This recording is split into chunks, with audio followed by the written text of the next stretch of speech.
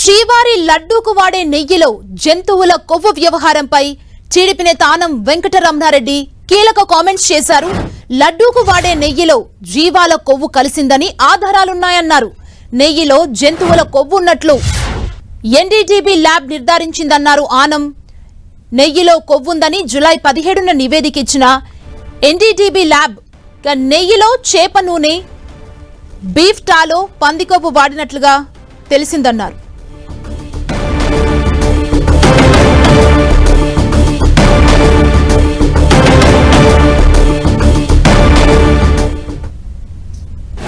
National dairy development board of Gujarat లో ఉండే national dairy development board one of the number 1 laboratories ఈ ప్రపంచంలోనే, భారతదేశంలో కాదు, ఈ ప్రపంచంలోనే నంబర్ 1 ల్యాబ్. ఏమయ్యా, ఇదిగో test report, water and food analysis laboratory TTD వాళ్ళు చేసింది. ఇదిగో రిపోర్ట్. ఈ నెయ్యిలో ఏమేమి ఉంది? సోయాబీన్ అంటే తెలుసు కదా, సన్ఫ్లవర్ సీడ్లు, మైదా, కోకోనట్, చేప నూనె, ఫిష్ ఆయిల్, చేప నూనె కూడా వెంకటేశ్వర స్వామికి ఇచ్చిన నెయ్యిలో చేప నూనె కూడా కలిపారు. Number 3 palm oil and beef టాలో. Palm oil and beef, గొడ్డు మాంసంలో వచ్చే పదార్థాలని కలిపారు బీఫ్ టాలో. నంబర్ 4 లార్డ్ అంటే యానిమల్ ఫ్యాట్, జంతువుల మాంసం. అవి ఏ జంతువులో మనకు తెలీదు. కుక్కలు కావచ్చు, నక్కలు కావచ్చు, పిల్లులు కావచ్చు, కుళ్ళిపోయిన కుక్క పిల్లలు కావచ్చు. ఫిష్ ఆయిల్, బీఫ్, గొడ్డు మాంసం, యానిమల్ ఫ్యాట్, కుళ్ళిపోయిన చచ్చిపోయిన జంతువులు ఇది కలిపారని ఈ రిపోర్ట్ లో ఉంది.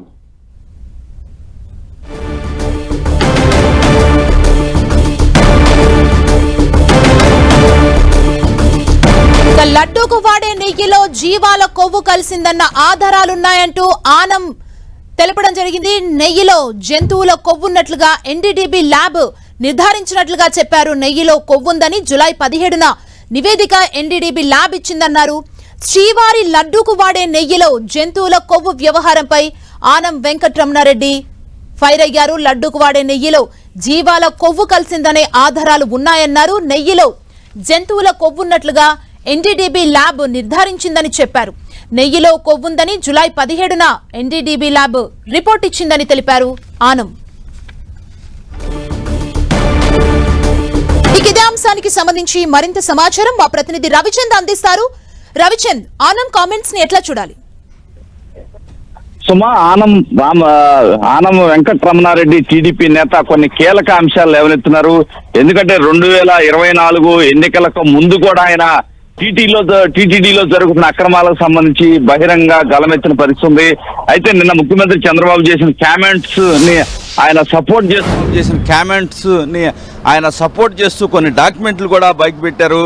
వైసీపీ ప్రభుత్వం 320కి నెయ్యి టెండర్ పిలిచింది. 4 నెయ్యి టెండర్ కాంట్రాక్టర్లకు ఇచ్చారు. కల్తీ లేని నెయ్యి కావాలంటే 1000కి పైగా ఖర్చు అవుతుంది. నాణ్యమైన నెయ్యి 320కి ఇచ్చేవారు ఎవరైనా ఉన్నారా అని కూడా ఆయన ప్రశ్నించారు. కల్తీ లేని నెయ్యి కావాలంటే 1000కి పైగా ఖర్చు అవుతుంది. లంచాల కోసం 15,000 కిలోల నెయ్యి టెండర్ ఇచ్చారు. ఆవు నెయ్యి విషయంలో ల్యాబ్ సర్టిఫికేషన్ లేదు. తిరుమల లడ్డూలో కల్తీ నూనెలు వాడారు. వెంకన్న లడ్డు ప్రసాదాల్లో ఎముకల నూనె వాడారు. ఆ వెంకన్న స్వామి ఏం పాపం చేశాడంటూ ఆయన తీవ్ర స్థాయిలో ధ్వజమెత్తారు. వైసీపీ హయాంలో ఉపయోగించిన నెయ్యిలో జంతువుల కొవ్వు ఉన్నట్టు నేషనల్ డైరీ డెవలప్మెంట్ ఏదైతే క్యాఫ్ ల్యాబ్ నిర్ధారించారు. అదేవిధంగా జూలై 17న ఏదైతే ఎన్డీడీబీ కాఫ్ ల్యాబ్ నివేదిక ఇచ్చింది. పాపం చేసిన వైసీపీ నేతలు శరణాయమవుతారంటూ ఆయన శాపనార్థాలు కూడా పెట్టిన పరిస్థితి మనకి కనిపిస్తుంది. ఏదైనా కొంత రాష్ట్రంలో అయితే ఒక దుమారం అయితే కనిపిస్తుంది.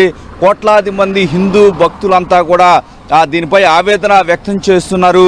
గత ప్రభుత్వంలో ఇంత అపచారం జరిగిందని ఒక చర్చ ఒక పక్క జరుగుతున్న నేపథ్యంలో ఈ అంశానికి సంబంధించి రెండు పార్టీలు కూడా ఒకరిపై ఒకరు ఆరోపణలు అయితే చేసుకుంటూ ఉన్నారు. దీనికి సంబంధించి నిన్నటి నుంచి కీలక అంశాలు అయితే వస్తున్నాయి. నిన్న ముఖ్యమంత్రి చంద్రబాబు కొంత బాధపడుతూ ఈ అంశాన్ని బయటపెట్టారు. ఆ తర్వాత టీటీడీ మాజీ చైర్మన్ కూడా ప్రమాణం చేస్తానన్నారు. ఆ తర్వాత టీడీపీ నేతలు ఖండించారు.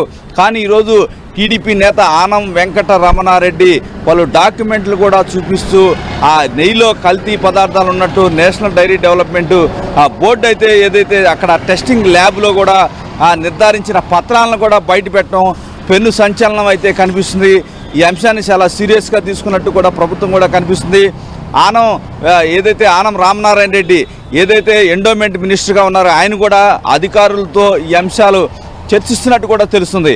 ఎందుకంటే కోట్లాది మంది పూజించే ఏదైతే శ్రీవారికి సంబంధించిన ప్రసాదాల విషయంలో కావచ్చు, తిరుపతిలో జరుగుతున్న అపవిత్ర కార్యక్రమాలపై ఇటువంటి ఆరోపణలు గతంలో కూడా వస్తున్నాయి. టీడీపీ ప్రభుత్వం వచ్చిన తర్వాత విజిలెన్స్ ఎంక్వైరీ ద్వారా అనేక అంశాలు బయటకు వచ్చాయి.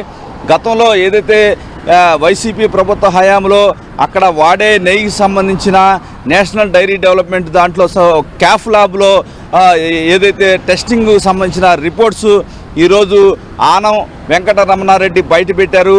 ఆ ల్యాబ్లో ఇచ్చిన నిర్ధారణ సర్టిఫికెట్లో దీంట్లో కొన్ని కొవ్వు అవశేషాలు, జంతువుల కొవ్వు అవశేషాలు ఉన్నట్టు కూడా దాంట్లో ఉందని చెప్పి ఆనం వెంకటరమణారెడ్డి చెప్తున్నారు. ఈ నేపథ్యంలో ఈ అంశానికి సంబంధించి ప్రభుత్వం కూడా కొన్ని కీలక నిర్ణయాలు తీసుకునే అవకాశాలు అయితే మనకి కనిపిస్తుంది. ఏదైనా ఈ అంశం అయితే కొంత చర్చనీయాంశంగా మారింది.